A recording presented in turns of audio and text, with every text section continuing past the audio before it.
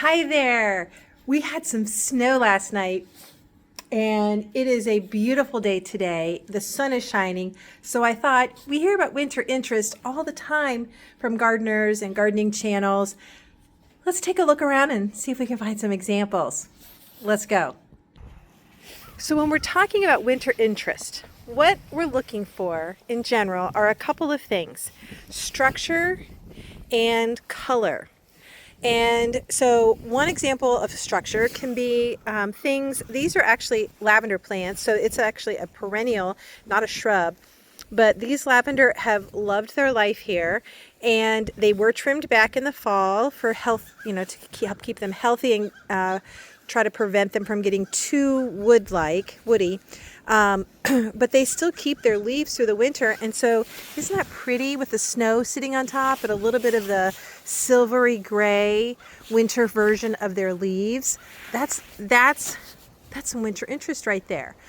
Some other examples would be shrubs that are deciduous.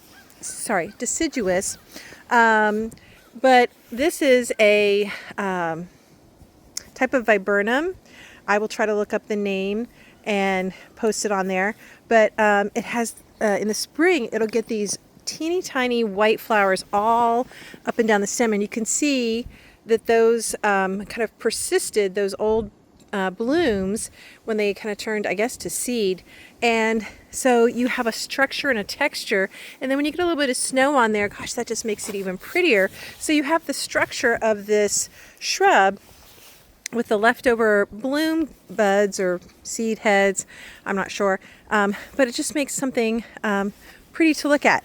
Another form is a type of winter interest is color. So these are some evergreens, and so they will maintain some color all winter, and they're pretty with the little bit of snow on them. But I do notice this one's particularly covered, so I'm going to hit it with my boot here.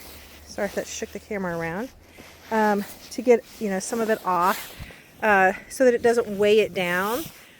This one looks like a little bit sturdier, but still there's quite a bit on the top there, so I'm going to just give it a little bit of a kick gently with my boot. And you can see we've got 3 different colors of evergreens basically here, but they all have some level of color in the winter. So that adds, again, there's that winter interest.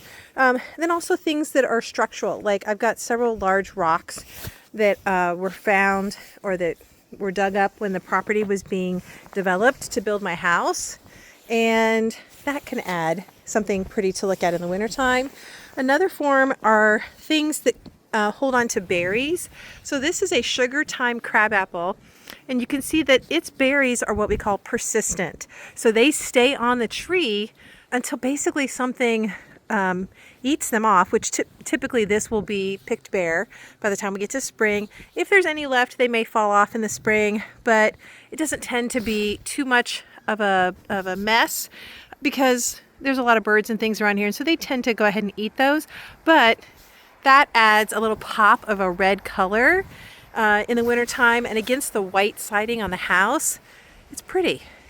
And especially if we get one of those winter storms, snowstorms, where the trees hold on to the snow. Some of the snow is being held on, but I came out a little late to see that on the trees. A lot of that has kind of fallen off or melted from the sun. Here's another type of structure, grasses. So these are a blue grama grass. It's a perennial grass. You can see the seed heads. I don't know if the sun, let me see if I can, they kind of like bob in the sun. I don't know if I can shade it, make it easier to see. And they look like little grasshoppers. And I grew those from seed. So this is something that in the wintertime can add some structure and some visual interest to the flower beds. Right now they're so covered in snow, we're not seeing that. But if it was less snow, this would be adding some interest from the grasses, because we don't cut those back until springtime.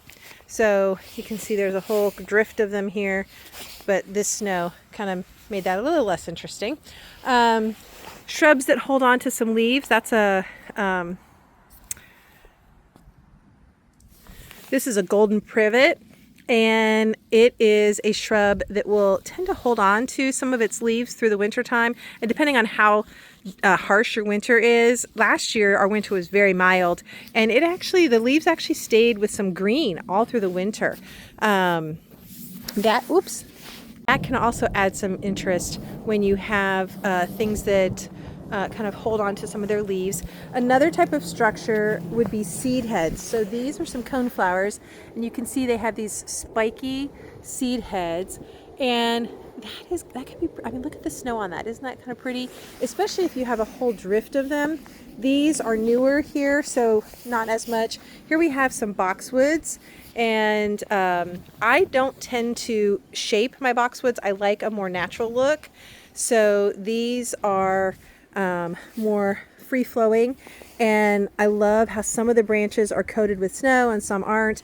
These I don't feel super urgent about knocking the snow off, because these are a more mature shrub as opposed to those over there that were smaller, and they don't seem to be getting bent out of shape with the snow on there, so we're going to leave those alone. And then in front we have some smaller I think it's gold thread cypress.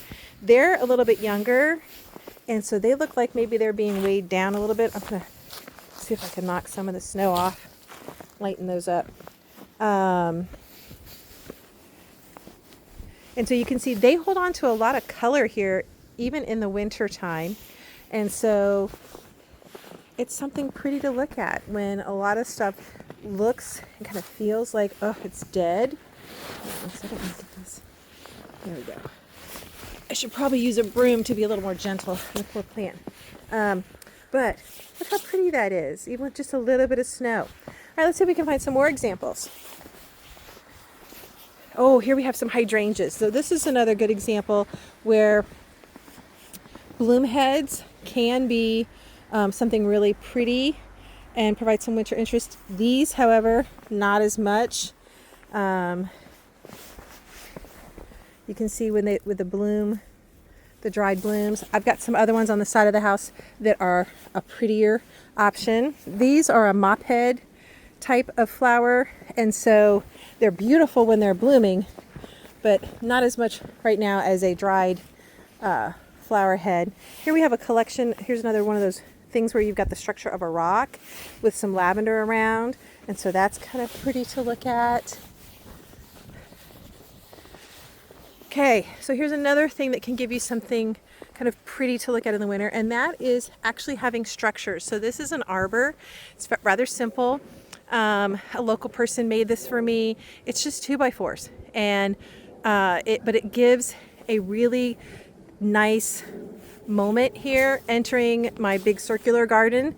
It kind of sets here's the entrance, and it's a darker color, so even in the wintertime this provides something appealing to look at, sort of like framing the things that are around and behind. Every section here in this garden also has some evergreens. So these are some larger versions of those small ones that were in front of the house, and you can see, look how pretty that is. And then the hydrangeas behind were more of a panicle shaped type of bloom, and left those blooms on as well. And that's way more interesting to look at as a backdrop with those bloom clusters on there. Even though they're dried out and kind of brownish, there are some light tan pieces, and that behind these golden evergreens, it's beautiful. It's beautiful. There's also, this is another crabapple that has a few persistent berries still on it. And here we've got lots also of the coneflowers with their seed heads. It's just more interesting to look at than bare twigs or bare ground.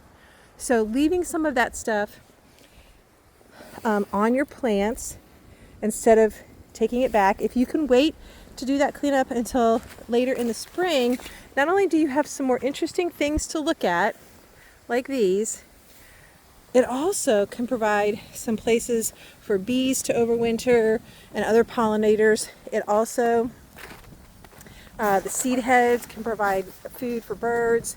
So you're helping out our creatures. And here we have a whole drift of hydrangeas that I left the bloom heads on. And these are quick fires, little quick fires. They are kind of a seed or a bloom that's sort of a cross between a panicle and a mop head. And I just love, not a mop head, I'm saying that wrong. I'll find the name and post it on the screen.